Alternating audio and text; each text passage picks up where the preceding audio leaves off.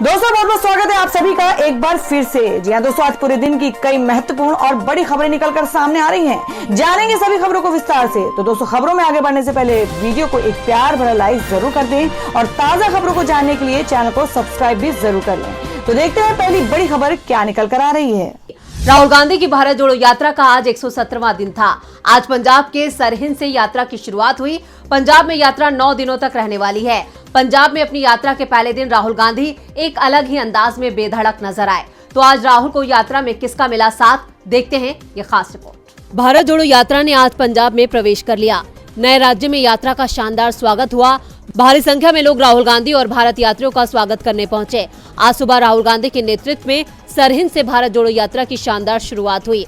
पंजाब में आज राहुल गांधी की एक झलक देखने के लिए भारी संख्या में लोगों की भीड़ उमड़ पड़ी। वहीं जहां कल राहुल केसरिया पग में नजर आए तो आज राहुल लाल पग में नजर आए। इसके साथ ही आज के दिन की शानदार तस्वीरें कांग्रेस ने अपने ट्विटर हैंडल पर साझा की हैं।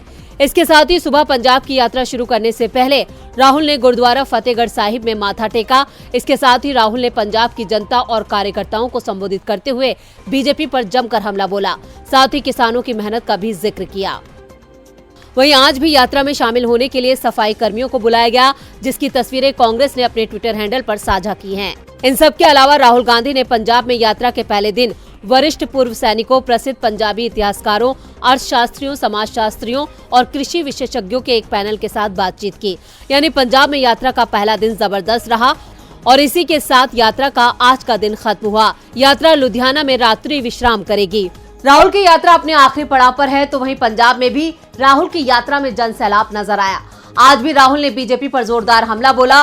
राहुल के वार से बीजेपी बेहाल है। बेहाल तो संघ प्रमुख मोहन भागवत भी नजर आ रहे हैं, जो अपने ही बयान पर फंस गए हैं। संघ प्रमुख मोहन भागवत का एक बयान सामने आया था, जिसको लेकर विपक्ष आग बबूला हो गया है। तो क्या कह गए मोहन भागवत, देखते हैं ये रिपोर्ट। राष्ट्रीय स्वयंसेवक संघ और बीजेपी पर अक्सर एक खास समुदाय को टारगेट करने का आरोप लगता है, जिसके चलते विपक्ष अक्सर संघ और बीजेपी पर हमलावर रहता है।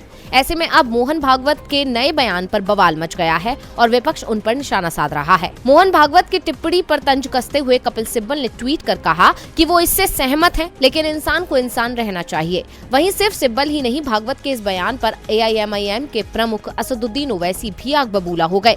ओवैसी ने भी भागवत को आड़े हाथ लेते हुए कहा, मुसलमानों को भारत में रहने या हमारे धर्म का पालन करने की अनुमति देने वाले मोहन भागवत होते कौन हैं? अल्लाह की मर्जी से हम भारतीय हैं। उन्होंने हमारी नागरिकता पर शर्तें लगाने की हिम्मत कैसे की?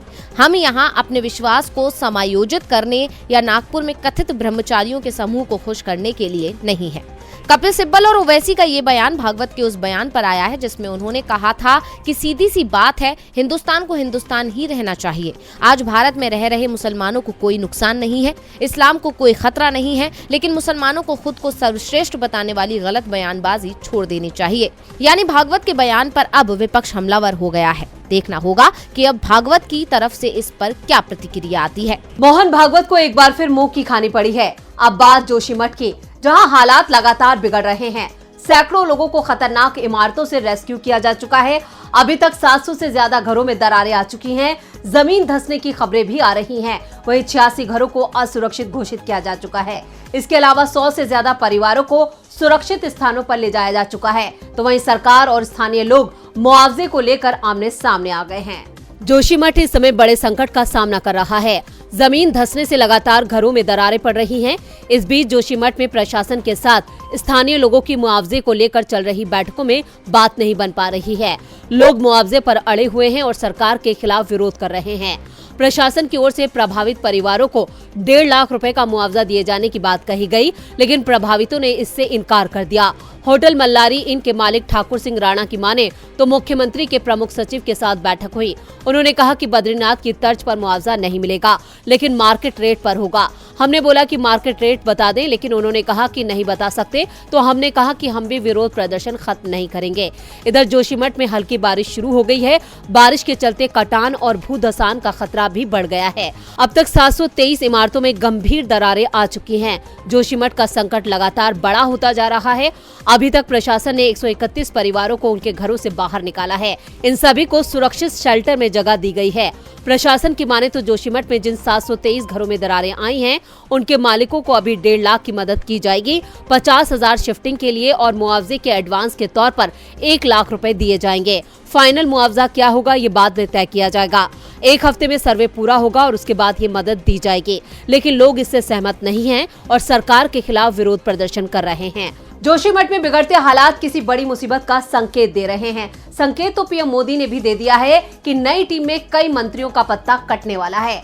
मकर संक्रांति के बाद पीएम मोदी अपनी नई टीम का ऐलान कर सकते हैं, जिसको लेकर मोदी कैबिनेट में खलबली मची है या फिर मोदी सरकार को हार का डर सता रहा है। देखते हैं ये रिपोर्ट। 2023 और 2024 चुनावी साल हैं। इन चुनावों ने बीजेपी खेमे में खलबली मचा रखी है। शायद यही वजह है कि पीएम मोदी जल्द ही अपनी नई टीम बनाने वाले हैं। मौजूदा मंत्रिमंडल से कौन हटेगा, कौन शामिल होगा, इस मुद्दे पर पार्टी में खामोशी है। हर किसी का यही कहना है कि इस बारे में सिर्फ एक शख्स यानी पीएम मोदी को ही पता है।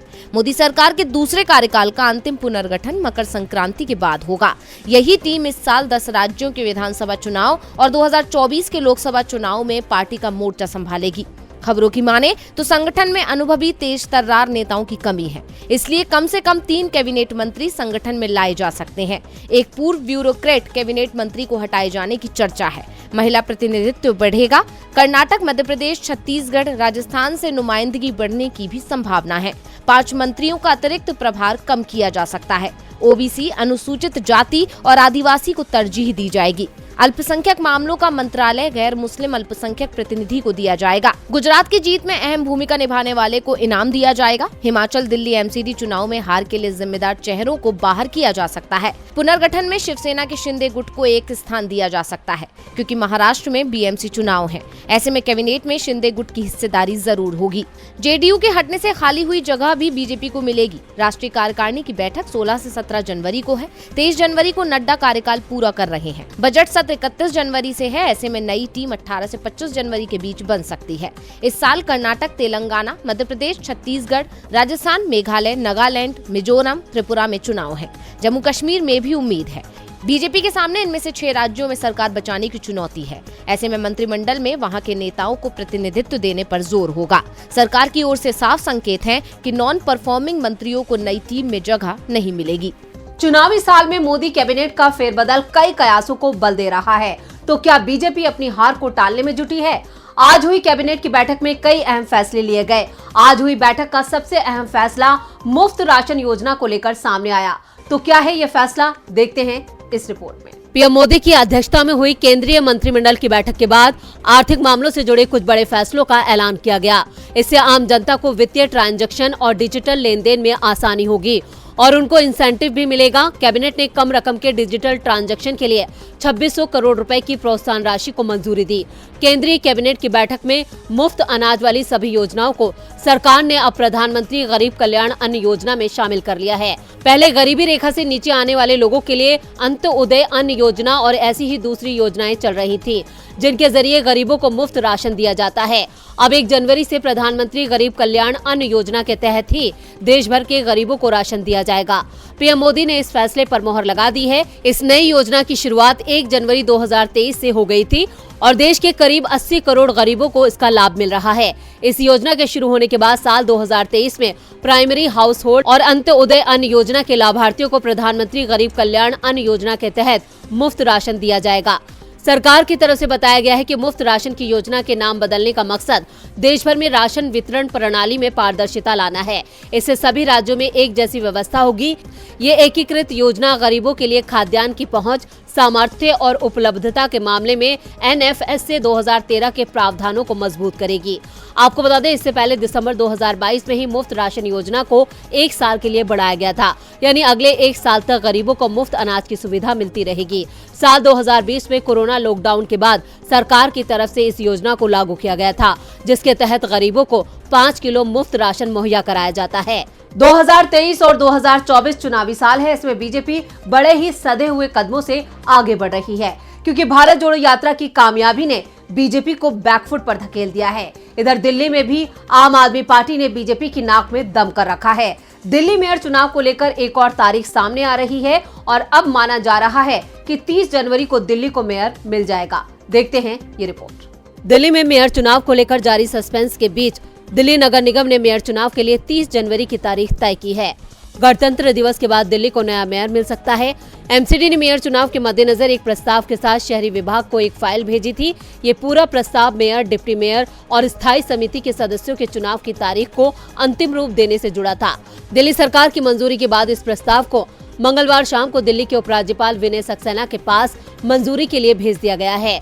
अब प्रस्ताव को सहमति मिलने के बाद चुनाव को लेकर अधिसूचना जारी की जाएगी। इसके अलावा चुनाव के पीठासीन पदाधिकारियों को मनोनीत करने के लिए कुछ पार्षदों के नाम की दूसरी फाइल भी भेजी गई है। चुनाव से 3 या 4 दिन पहले पीठासीन पदाधिकारियों का नाम तय कर लिया जाएगा। तारीख तय होने के बाद नगर निगम सचिव कार्यालय को राजनीतिक दलों को कम से कम 72 घंटे का नोटिस देना होगा। सिविक सेंटर में सुरक्षा और अन्य व्यवस्थाओं के लिए दिल्ली पुलिस को खत लिखना होगा। दिल्ली मेयर के चुनाव के लिए दिल्ली नगर निगम की सदन की पहली बैठक 6 जनवरी को सिविक सेंटर में आयोजित की गई थी, जिसमें आम आदमी पार्टी और बीजेपी के पार्षदों के बीच मनोनीत सदस्यों को शपथ ग्रहण कराने को लेकर खूब हंगामा और मारपीट हो गई थी। हंगामे के दौरान सरकारी संपत्ति को नुकसान पहुंचाया गया था और कई पार्षदों को गंभीर चोटें भी आई थी। हंगामा बढ़ता देख दिल्ली मेयर चुनाव की बैठक को रद्द कर दिया गया था। और बुलेटिन के आखिर में बात, देश में बढ़ती जनसंख्या कैसे हो रही है विस्फोटक। संयुक्त राष्ट्र के जनसंख्या डिवीजन की एक हालिया रिपोर्ट के मुताबिक भारत अगले 3 महीनों में चीन को पछाड़कर दुनिया का सबसे ज्यादा आबादी वाला देश बन जाएगा। इससे देश में महत्वपूर्ण सामाजिक और आर्थिक प्रभाव देखने को मिल सकते हैं। भारत में लगातार जनसंख्या नियंत्रण कानून की मांग की जा रही है, लेकिन अभी तक इस ओर कोई खास कदम नहीं उठाया गया है। ऐसे में इस रिपोर्ट ने खतरे की घंटी बजा दी है। देखते हैं ये रिपोर्ट।